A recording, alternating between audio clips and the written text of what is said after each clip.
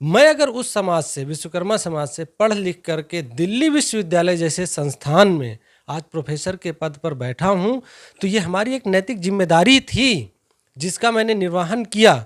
और उसी नैतिक जिम्मेदारी के तहत जब मुझे पता चला सोशल मीडिया के माध्यम से, कुछ लोगों के फ़ोन कॉल के माध्यम से पता चला कि वहाँ एक बच्ची की हत्या हो जाती है, नाबालिग बच्ची की हत्या होती है, तब वो 14 और 15 तारीख की रात में हत्या होती है, 3-4 दिन बीत जाता है, लेकिन पुलिस प्रशासन एफआईआर लिखने तक को तैयार नहीं था। तब मैंने ये मुद्दा, ये अपनी मुखर आवाज़ को मैंने सोशल मीडिया के प्लेटफॉर्म से उठाया।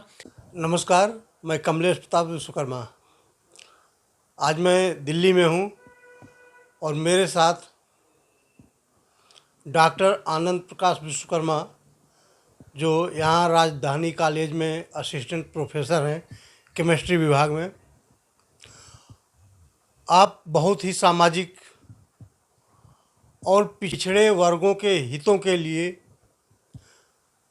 उनके अधिकारों के लिए लंबी लड़ाई लड़ते हैं। आनंद जी, आपका बहुत बहुत स्वागत है विश्वकर्मा किरण में। थैंक यू सर, आपने अपना बहुमूल्य समय निकाल करके दिल्ली में मुझ जैसे एक साधारण शिक्षक का इंटरव्यू लेने का वो किया, इसके लिए मैं बहुत बहुत धन्यवाद करता हूँ आपका। चाहे ओबीसी का मुद्दा हो या यूजीसी का मुद्दा हो, चाहे विश्वकर्मा समाज का मुद्दा हो या पिछड़े वर्ग के किसी और समाज का मुद्दा हो, आप हमेशा मुखर रहते हैं। क्या रहता है मन में? देखिए, ओबीसी की जो लड़ाई है, ये लड़ाई कोई आज नई लड़ाई नहीं है। मंडल कमीशन के समय से लेकर के ये लड़ाई आज तक लड़ी जा रही है। अगर हम मंडल कमीशन की तरफ जाकर देखते हैं तो उसकी कुछ ही अनुसूचियां आज तक लागू हो पाई हैं, और कुछ अभी भी ऐसे हैं जो जिनको लागू करवाने के लिए लड़ाई लड़ने की ज़रूरत है। तो हमारे पूर्वजों ने जो लड़ाई लड़ी थी, जो अधिकार हमको दिलाए थे, तो ये हमारी जिम्मेदारी बनती है, ये हमारी नैतिक जिम्मेदारी है कि आज मैं जिस पोजीशन पर बैठा हूँ, ये एक सेंट्रल गवर्नमेंट की जॉब है। ये नौकरी जो मुझे मिली है, ये एक आरक्षण के तहत ही मिली है। ओबीसी रिजर्वेशन जब आया तब मुझे ये नौकरी मिली। तो हमारा ये दायित्व बनता है कि जो भी चीज़ें हैं उनका हम निर्वहन करें, और भविष्य में जो हमारा समाज है, जो एक हाशिए पे खड़ा है, उसको आगे लेकर के आने के लिए हमें जो कुछ भी करना होगा, हम संघर्षरत हैं ताकि ओबीसी समाज पढ़ लिख करके आगे आए। जो आज भी संघर्षरत है, तो उनके हक और अधिकार के लिए हम सबकी जो एक जिम्मेदारी बन गई है। जो लोग आगे बढ़ रहे हैं उसमें से कुछ ही लोग ऐसा कर पा रहे हैं, और सब लोग कर भी नहीं सकते हैं, इसलिए आज भी हम ये लड़ाई लड़ रहे हैं। अगर यूजीसी की हम बात करते हैं, तो जो यूजीसी का बिल आया था, ये रेगुलेशन जो आया था, ये यूजीसी का रेगुलेशन पहले एससी एसटी के लिए था, और जैसे ही ओबीसी के लिए लाया गया तो पूरे देश में एक भूचाल मच गया। भूचाल इसलिए मच गया क्योंकि सत्ता उनको डगमगाती नजर आई।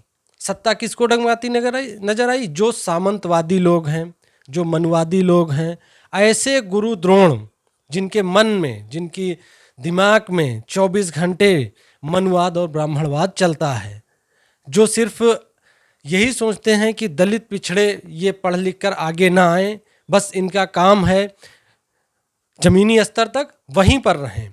हाँ, जमीनी स्तर तक उनको वो सुटेबल दिखते हैं, लेकिन जैसे ही वो पीजी कर लेता है, पीएचडी करने के लिए आता है, तो उसको नॉट फॉर सुटेबल कह देते हैं, एनएफएस कर देते हैं। वहाँ ज़मीन पर तो उसके काम करने के लिए वो सुटेबल था उनके यहाँ, लेकिन जब वो पढ़ लिख करके आगे आ गया तो वो सुटेबल नहीं है। अगर वो किसी तरह से पीएचडी कर लिया, नेट क्वालिफाई कर लिया, नौकरी में आने लगा, तब फिर उसको रोकने की साजिश ये लोग रच रहे हैं कि वो जो है डिसीजन मेकिंग में ना आ जाए। इसलिए हमारी लड़ाई ये चल रही है, और जब तक हम डिसीजन मेकिंग में या सिलेक्शन कमेटी में उसका पार्ट नहीं बन जाते हैं, तब तक ये हमारा संघर्ष जारी रहेगा। जितनी भी नौकरियां हैं, उन सभी नौकरियों के लिए मैं कह रहा हूँ कि हर जगह हमें हमारा अधिकार चाहिए, हमें हमारा रिप्रेजेंटेशन चाहिए, इसलिए हम ओबीसी के तहत लड़ाई लड़ रहे हैं। तो आपके इसी लड़ाई के क्रम में एक हमारी जानकारी में आया है कि गाजीपुर में विश्वकर्मा समाज की बच्ची की हत्या हुई और वहाँ पर इतनी दबंगई देखने को मिल रही है। आपने वहाँ का मुद्दा उठाया और आपके खिलाफ गाजीपुर का पुलिस प्रशासन ने एफआईआर दर्ज करवा दिया। ऐसा क्या था कि आपने जो मुद्दा उठाया तो आपके ऊपर एफआईआर पुलिस को करानी पड़ी? देखिए, ओबीसी समाज के साथ साथ मैं अपने समाज की भी लड़ाई लड़ रहा हूँ। उसके पीछे का कारण ये है कि विश्वकर्मा समाज में आज भी अभी बहुत से लोग ऐसे हैं जो गरीबी रेखा के नीचे जीवन यापन कर रहे हैं, पढ़ना लिखना चाहते हैं, आगे बढ़ना चाहते हैं, लेकिन वो किसी कारणवश नहीं कर पाते हैं। तो ये मैं अगर उस समाज से, विश्वकर्मा समाज से पढ़ लिख करके दिल्ली विश्वविद्यालय जैसे संस्थान में आज प्रोफेसर के पद पर बैठा हूँ, तो ये हमारी एक नैतिक जिम्मेदारी थी जिसका मैंने निर्वहन किया। और उसी नैतिक जिम्मेदारी के तहत जब मुझे पता चला सोशल मीडिया के माध्यम से, कुछ लोगों के फ़ोन कॉल के माध्यम से पता चला कि वहाँ एक बच्ची की हत्या हो जाती है, नाबालिग बच्ची की हत्या होती है, तब वो 14 और 15 तारीख की रात में हत्या होती है। 3-4 दिन बीत जाता है, लेकिन पुलिस प्रशासन एफआईआर लिखने तक को तैयार नहीं था। तब मैंने ये अपनी मुखर आवाज़ को मैंने सोशल मीडिया के प्लेटफॉर्म से उठाया। मैंने अपने ट्विटर हैंडल पर इस मुद्दे को लिखा और गाजीपुर पुलिस से मैंने रिक्वेस्ट किया कि जो ये गरीब है, जो विश्वकर्मा समाज का गरीब पिता है, उसने अपनी बेटी को खोया है, उसको उचित न्याय मिले। और ये मैं नहीं कह रहा हूँ, सोशल मीडिया की कई प्लेटफॉर्म पे था कि हत्या हुई है।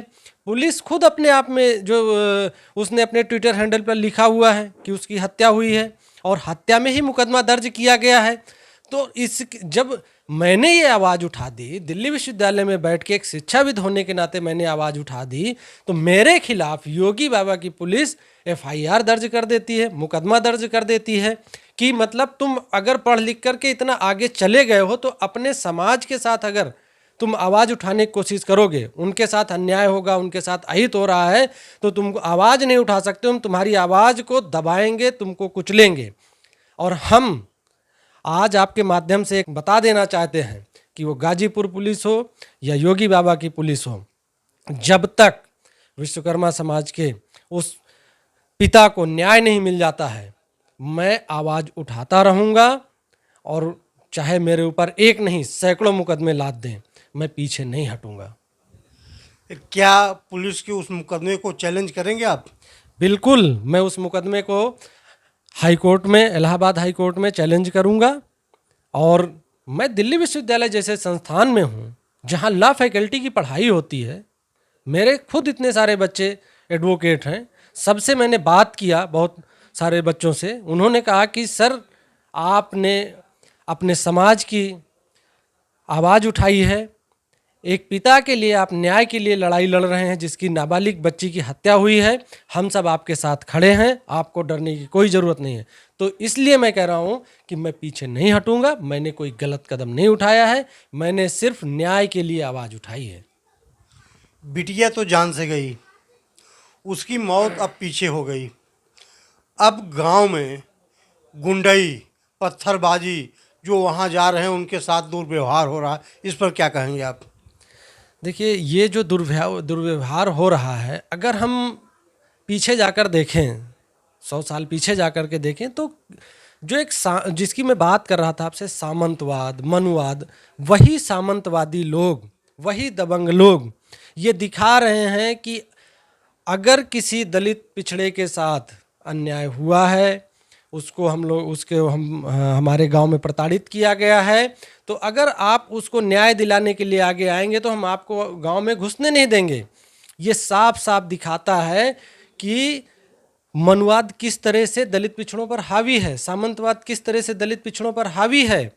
और वो व्यक्ति जो सीओ हैं गाजीपुर पुलिस के, उनके सामने कितनी दबंगई से कह रहा है कि आपको जो कुछ करना है कर लीजिए। मतलब क्या, पुलिस प्रशासन के मौजूदगी में वो कानून को अपने हाथ में ले रहा है और पुलिस प्रशासन असहाय दिख रहा है। तो इससे साफ पता चलता है कि एक जाति विशेष को बढ़ावा दिया जा रहा है, जिसके तहत वहाँ पर ये दंगे फसाद किए गए हैं। मैं गाजीपुर पुलिस से अनुरोध करता हूं कि इस तरह की जो भी घटना वहां हो रही है तत्काल उस पर रोक लगाया जाए, और जो लोग वीडियो में दिख रहे हैं पत्थरबाजी करते हुए, जो लोग पुलिस प्रशासन के साथ अभद्रता कर रहे हैं, उनके खिलाफ आप एफआईआर दर्ज करिए। आप तो जो लोग न्याय की मांग कर रहे हैं उनके खिलाफ आप एफआईआर दर्ज कर रहे हैं, और जो लोग खुलेआम धमकी दे रहे हैं उनको आप सह दे रहे हैं, वो खुलेआम घूम रहे हैं। तो यही तो है जिसकी लड़ाई हम यूजीसी के तहत लड़ रहे हैं। जिस सामंतवाद, ब्राह्मणवाद, मनुवाद की लड़ाई की हम बात करते हैं, उसका जीता जागता उदाहरण गाजीपुर के एक गांव में देखने को मिला है। कभी आपने सुना होगा मथुरा में एक रामवृक्ष यादव नाम के, जिन्होंने पुलिस से लंबी लड़ाई हुई, उसमें कई दर्जन लोग मारे गए थे।